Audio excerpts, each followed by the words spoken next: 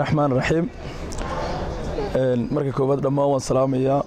reer Somaliland iyo saxaafadaba inta ka bacdi runtii waxaan maanta aan u qabanayaa shirkan jiraa'id inaan dhowr point ka hadlo oo runtii ummadda khaas ahaan gobolada galbeedka ka jirto inaan ka hadlo baan runtii shirkan jiraa'id u qabtay inta ka bacdi runtii waynu wada ognahay Somaliland dad baa wada dego dad baa wada leh waa wax lagu heshiiyay Somaliland waxa lagu dhisay bilowgeedii Boorama ay ahayd marka waxaanu leenahay mar walba in hadii lagu dhisay Boorama in hadana laga shaqeeyo in mar walba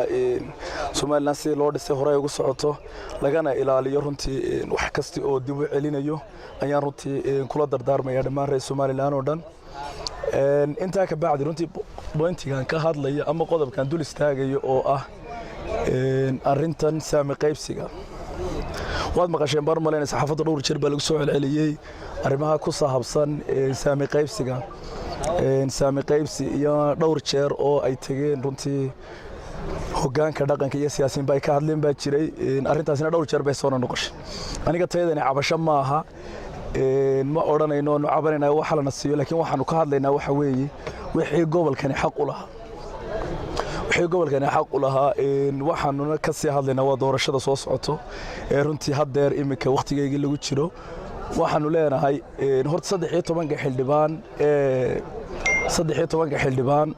ee gobolkan Awdal oo leeyahay runtii horeyna markii hore si ku meel gaadhay oo ahayd haddeerna runtii annagu sidaanu aaminsanahay anigoo runtii ka wakiilo qurba jooga dhammaan saddexda gobol Awdal Salal iyo Gabiley ama gobolka Awdal runtii waxaan soo jeedinaynaa in 13 xildhibaan ee horay aan u xulanay ee ku jiray wakiilada Somaliland in aanan mar dambe ku galaynin aanan ogolaana doonin intaana waxaan ku sababaynaynaa runtii 82 xildhibaan 13 xildhibaan runtii wax aanu qaadanayna maaha mana ogolaan karno arintaasi hadii aynan dhicin in wax laga bedelo runtii waxyaabo badan oo saameyn ay yeelan doontaa marka waxaanu faraynaa dhammaan cid kasta oo hawshaasi ku shaqale u horeeya madaxweynuhu in hawshaasi sida ugu dhaqsaha badan wax looga galo waxaan ugu baaqaynaa dhammaan 13 xildhibaan ee kaga jira gobolkan Awdal golaha wakiilada in ayna doorasho sida ku galin ayna noogu yimaadaan Boorama marka dadku ay ka tashadaan hadii arintaasi wax laga qaban waayo hadii dariiqo kale mararde waan soo dhaweynaynaa in aan golaha la sameeyo si wanaagsan oo runtii ay dadku wada qancaan markaan halkaas in yar ku noqdo anagu waxaan ahayn xisbiga kulmiyan kamid ahaa in qurba joogii runtii aad ugu dadaalay baan ahay runtii qayban xeebtan qaabilsanaa markii doorashada socotay musabbixi markaa waxaan ku dooranay inuu ka hadlaynay waxay ahayd in musabbixi uu leeyahay go'aan waxyaabaha aan u dooranay in xisbiga kulmiye ku taageernayna qayb ay ka ahayd gobolka Awdal weligii cod kama helin xisbiga kulmiye laakiin waadiga arkay doorashadii ugu dambeysay in uu codku ka helay waa la ogaa marka waxaan u sheegaynaa musabbixi madaxweynaha nu faraynaa in arintaasi go'aankii lagu yaqaanay u galo arintaana dib loogu noqdo soo ugu dhaqsaha badan wax looga bedelo haday saa noqotana 13 kana dawaan idinku darnay iska haysta baan idin leenahay waxa kale ee runtii inta markaan kaga gudbo waxa kale ee runtii iyagana inaan kelmad ka iraado rabaa xildhibaanada waan soo dhaweynaynaa runtii siday uga hadleen ay u soo jeediyeen inaynan doorashada ayna ku galaynin way ku amaanan yihiin xildhibaanada fadhiya golaha wakiiladu ku amaanan yihiin waxa kale iyagana baaq u diraynaa wasiirada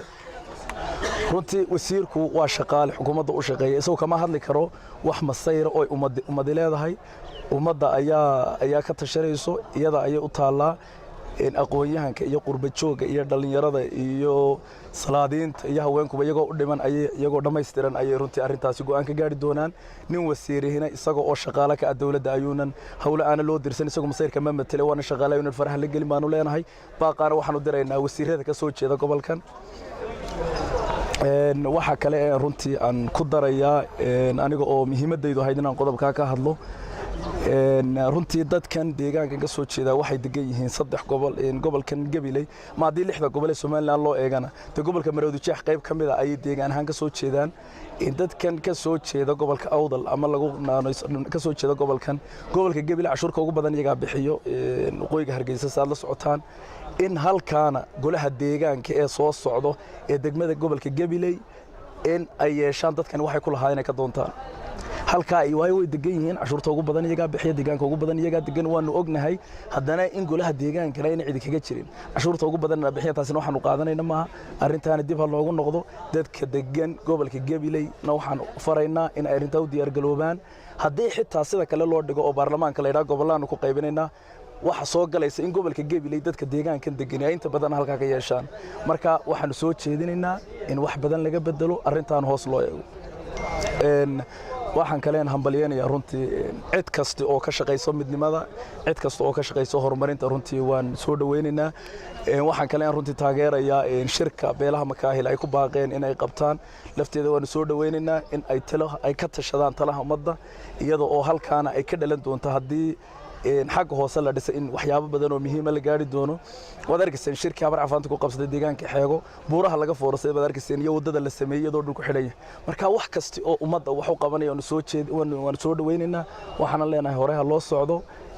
aad iyo aad ma runtii salaamaya intaas ayaan ku soo gabagabeynaya shirkan jiraayadan qabtay. Assalaamu calaykum waraxmatullaahi wabarakaatuh.